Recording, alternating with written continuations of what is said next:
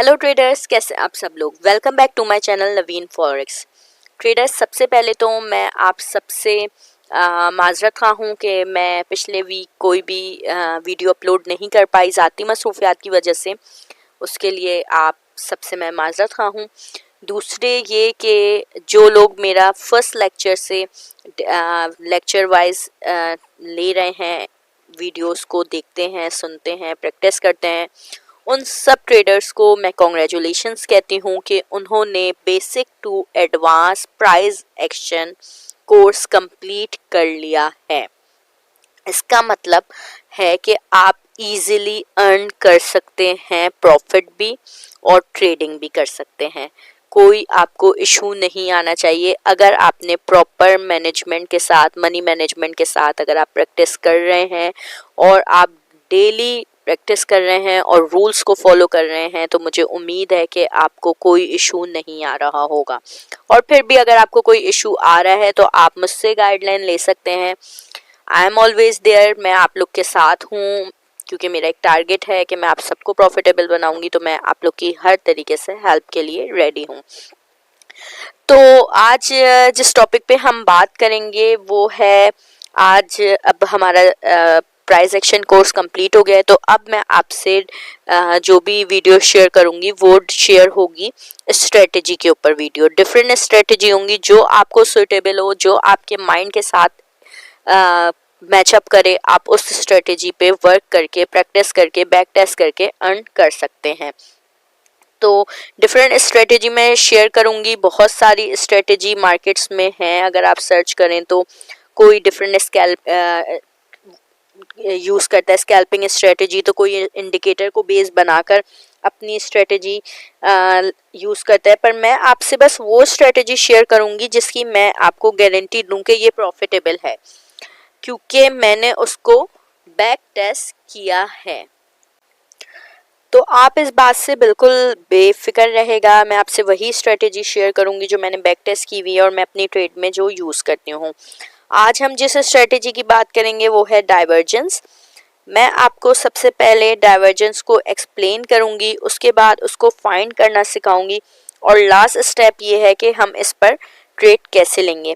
हमेशा की तरह आपको अंदाज़ा हो गया होगा कि मैं रूल बेस्ड ट्रेडिंग आपको सिखा रही हूँ और हम रूल्स ही फॉलो करेंगे। डाइवर्जेंस जो भी स्ट्रेटजी होगी हम उसमें भी रूल्स ही फॉलो करेंगे और उन रूल्स को फॉलो करके हम सक्सेसफुल होंगे।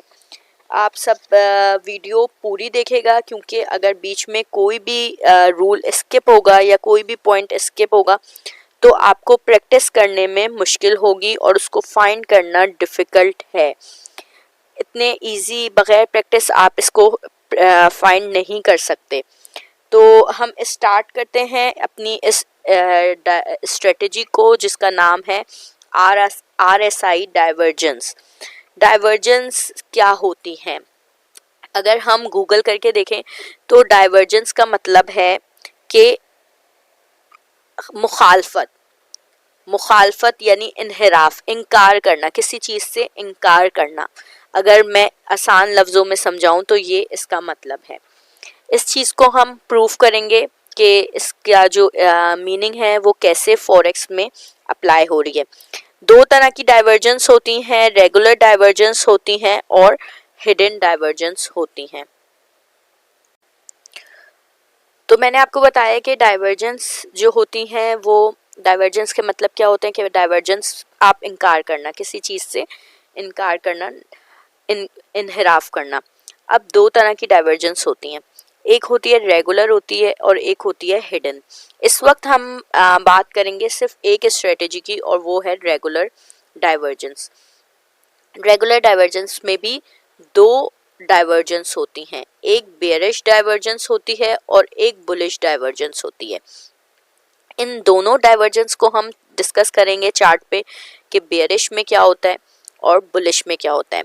सबसे पहला रूल जो होगा, क्योंकि मैं आपको ये बात बोल रही हूँ कि ये रूल बेस्ड स्ट्रेटजीज होंगी सारी जो भी मैं आपसे शेयर करूँगी, तो सबसे पहला जो रूल होगा वो ये होगा कि आपका चार्ट जो है वो एम्प्टी होगा। ठीक है, फॉर एग्जाम्पल अभी मैं आपको सिर्फ समझाने के लिए कहती हूँ कि आपके चार्ट पे कोई भी इंडिकेटर मौजूद नहीं होगा। चार्ट पे 200 250 से 350 पिप रख लें। इस तरीके से अगर मैं दिखाऊं आपको तो ये जो है मेजरिंग टूल, इससे हम पिप्स बार मेजर करते हैं। जैसे इसमें 264 इस वक्त आ रहा है, बार्स कितने आ रहे हैं हमारे 264 आ रहे हैं। मैं जूम करके अगर आपको दिखाऊं तो ये 264 बार्स थे। इसको सिलेक्ट करके इस तरीके से आप करेंगे, ठीक है, इस तरीके से सिलेक्ट होते हैं तो आपको चार्ट पे 250 से 300 पिप्स आपकी कैंडल्स मौजूद हों, 250 से 300 आपकी कैंडल्स मौजूद हो। दूसरा आप क्या यूज करेंगे, एक ही इंडिकेटर यूज करेंगे और वो होगा RSI, रिलेटिव स्ट्रेंथ इंडेक्स। दोबारा मैं आपको दिखाती हूँ, यहाँ पे इंडिकेटर लिखा हुआ है, इस पे क्लिक किया, सर्च में आपने आके RSI लिखना है। RSI लिखने के बाद आपको पहली चीज आएगी रिलेटिव स्ट्रेंथ इंडेक्स, आपने वो ऐड कर दिया। यहाँ पे अब ये आपका जो आ गया, ये आ गया रिलेटिव स्ट्रेंथ इंडेक्स। चार्ट पे हमारे इंडिकेटर आ चुका है। इंडिकेटर में हमारे लिए जो पॉइंट्स इंपॉर्टेंट हैं, जो प्राइस, वो एक ये 70 का लेवल, दूसरा ये सबसे नीचे वाला 30 का लेवल, ये वाली लाइन, और तीसरा ये जो मिड लाइन है 50 का लेवल।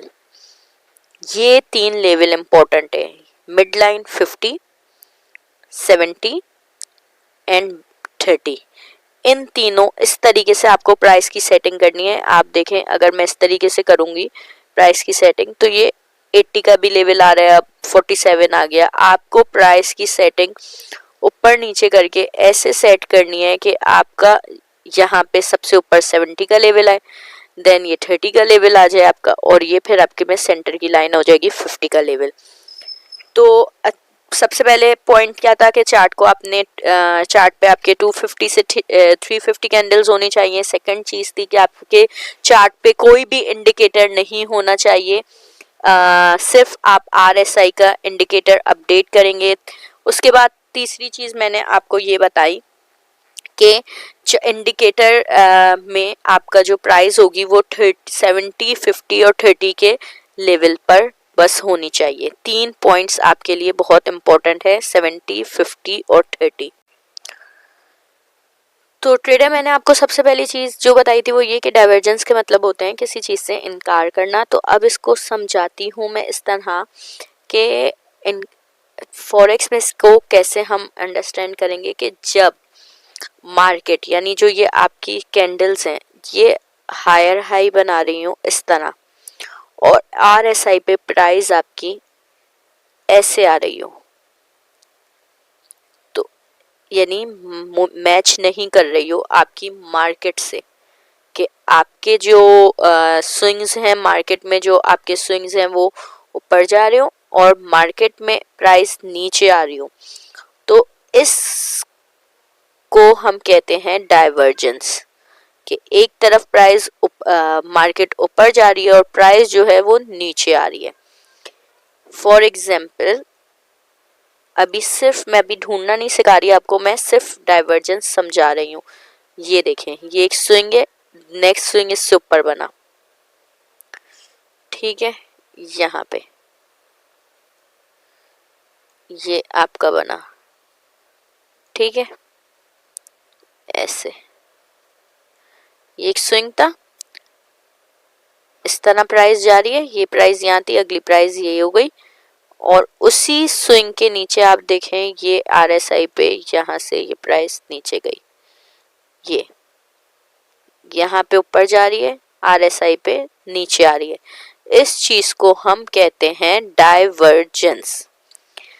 अब सबसे रूल्स के ऊपर दोबारा आते हैं। तो रूल्स क्या थे कि चार्ट हमारा क्लियर होगा, इंडिकेटर हमारा उस पे सिर्फ RSI होगा और कोई भी इंडिकेटर नहीं होगा। तीसरी चीज हमने जो ये बोली थी वो ये कि 70, 30 और 50 का लेवल हम देखेंगे RSI पे कि हमारा होना चाहिए।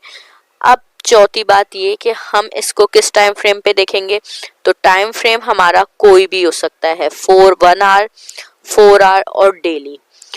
फिर उसके बाद पांचवी चीज क्या आती है, कौन सा करेंसी पेयर पे ये बेस्ट वर्क करती है। ये सारे करेंसी पेयर पे बेस्ट वर्क करती है, पर अगर आप इसको गोल्ड पे ट्रेड करना चाह रहे हैं तो गोल्ड के लिए आप टाइम फ्रेम सिलेक्ट करेंगे 30 मिनट्स का, 30 मिनट्स और 1 आवर का टाइम फ्रेम यूज करेंगे। और बाकी करेंसी पेयर्स के लिए आप डेली 4 आवर और 1 आवर का टाइम फ्रेम यूज करेंगे। अगर डेली में एक दफा मिल रही है तो 4 आवर पे आपको 2 से 3 दफा मिल सकती है, और 1 आवर पे तो बार बार मिल सकती है। तो अब हम इसको डायरेक्ट एग्जांपल्स देखते हैं अपनी, और लाइव मैं आपको डेली पे भी ढूंढ के दिखाऊंगी, इसको एंट्री लेना सिखाऊंगी, मंथली 4 आवर पे भी और 1 आवर पे भी। अब चार्ट पे हम डे टाइम फ्रेम पर आ गए, यूरो यूएसडी का चार्ट है। अच्छा, अगर हमें बुलिश डाइवर्जन फाइंड करनी है तो हम, यानी बाय की एंट्री देखनी है, बुलिश डाइवर्जेंस फाइंड करनी है तो हम चार्ट के बॉटम पे देखेंगे। अगर हमें बेयरिश डाइवर्जन मिलेगी तो वो चार्ट के टॉप पर मिलेगी। ठीक है, चार्ट के टॉप पर मिलेगी तो इसका मतलब होगा कि पीछे से बाय का ट्रेंड आ रहा होगा, बाय का ट्रेंड आ रहा होगा। मार्केट चार्ट के टॉप पर हमें जब मिलेगी डाइवर्जेंस, डाइवर्जेंस मिलने का क्या तरीका होगा कि हम जब भी मार्केट ओवरसोल्ड हो रही हो, ओवरसोल्ड हो रही हो, जैसे 70 के लेवल से ऊपर जा रही हो, जैसे यहाँ पे ये देखेंगे 0.70 के लेवल को टच कर रहा है या उससे ऊपर जा रहा है, तो हम अलर्ट हो जाएंगे कि अब यहाँ डाइवर्जेंस बनने के चांस हैं। ठीक है, हम उस स्विंग पे अलर्ट हो जाएंगे। ये 70 के लेवल पे ये स्विंग था, यहाँ से मार्केट ने अलर्ट, हमने अलर्ट हुई, दूसरा स्विंग उसके ऊपर बना, मार्केट ऊपर गई। अब हम यहाँ पे अलर्ट हो गए कि यहाँ पे डाइवर्जेंस देखें मार्केट ने। अच्छा, विक शामिल नहीं करेंगे हम, ये एक स्विंग बना यूं, ठीक है, और इसी की डाइवर्जेंस आप देख लें उल्टी बन रही है यूं। ठीक है जी, ये तो आपका हो गया पहला स्टेप डाइवर्जेंस बनने का। ठीक है, अब एंट्री के लिए क्या होगा, डाइवर्जेंस ढूंढने का तरीका बता दिया, 70 पे टच किया, 70 से ऊपर गई, आप अलर्ट हो गए, आप डाइवर्जेंस ढूंढेंगे उस स्विंग के करीब। यहाँ पे आपको सेम कैंडल पे आपको मार्क करना है, स्विंग सेम कैंडल पे आपको रखना है कि देख किस कैंडल पे स्विंग बन रहा है, ये इस तरीके से। अब मार्क हो गया, अब आपको एंट्री के लिए क्या करना है, एंट्री के लिए आपका 50 का लेवल इंपॉर्टेंट है। अब आप देखेंगे किस कैंडल ने 50 के लेवल को टच किया, इस कैंडल ने 50 के लेवल को टच किया, आपने इस कैंडल के बाद एंट्री लेनी है शॉर्ट की। ठीक है, शॉर्ट की एंट्री लेनी है। टीपीएसएल आप अपना, वैसे डे टाइम फ्रेम पे तो ये बहुत बड़ा टीपी हो जाएगा, 217 बहुत बड़ा एसएल हो जाएगा 217 पिप्स का, तो आप उसको H4 या H1 से रिड्यूस करेंगे। और इस वक्त मार्केट आपको ऑलरेडी जो है 3 पिप्स 1:3 का रेशो दे चुकी है। ठीक है, 245 पिप्स का टारगेट मार्केट आपको दे चुकी है। लाइव मार्केट में मैंने आपको ये एग्जांपल दिखाई है, आप देख सकते हैं चार्ट। ये कौन सी डेट चल रही है, ये कब बनी थी डाइवर्जेंस, ये 29 नवंबर 2023 से था, और उसके बाद आप देख सकते हैं मार्केट सेल में। अब हमने टाइम फ्रेम चेंज कर लिया, H4 पर आ गए हैं हम। तो मैंने इस वक्त आपको जो है बेयरिश रेगुलर डाइवर्जेंस बताई थी, अब मैं बुलिश रेगुलर डाइवर्जेंस बताती हूँ। अगर हम इस एरिया को देखें तो प्राइस बार बार ओवर बॉट हो रही है। इस एरिया को देखें तो प्राइस बार बार 30 के लेवल को टच कर रही है, ओवर बॉट हो रही है। तो अब हमारे लिए एक इंडिकेटर हो गया कि यहाँ पे डाइवर्जेंस बन सकती हैं। सबसे पहले हमने क्या किया कि प्राइस देखी तो हमें यहाँ पे मिली एक डाइवर्जेंस की साइन, ये हमें मिला, और इसी के नीचे अगर हम देखें तो प्राइस ने भी यहाँ से ये डाइवर्जेंस दे दी। दोनों में हमारे आ गया ना, गैप आ गया कि प्राइस नीचे की तरफ जा रही है और डाइवर्जेंस जो है वो ऊपर, प्राइस ऊपर की तरफ जा रही है और जो मार्केट है वो नीचे की तरफ जा रही है। अब 50 के लेवल पे कौन सी कैंडल ने टच किया? 50 के लेवल पे इस कैंडल ने टच कर दिया। इस कैंडल की क्लोजिंग के बाद हम एंट्री लेंगे। तो यहाँ से अगर हम एंट्री लेते हैं इसको कैंडल की क्लोजिंग के बाद, H4 का लेवल है, तो हम इसको जो हमारा ये डाइवर्जेंस जिस स्विंग पे हमने मार्क किया उससे नीचे रख सकते हैं, क्योंकि हमारा पिप ज़्यादा नहीं बनेंगे। और हम देखें तो मार्केट कहाँ तक गई है और मार्केट ने हमें कितना प्रॉफिट दिया है। क्योंकि ट्रेंड रिवर्सल है, तो मार्केट जब एक ट्रेंड में जाती है तो अच्छा खासा टाइम पे के लिए जाती है। पहले सेल के ट्रेंड से मार्केट दोबारा बाय में गई, तो आप देख सकते हैं कि कितना इजीली मार्केट ने हमें कितने पिप्स दिए हैं। हमें मार्केट ने 339 पिप्स दिए हैं, यानी कि 0.01 की लॉट से आपको $33 का प्रॉफिट।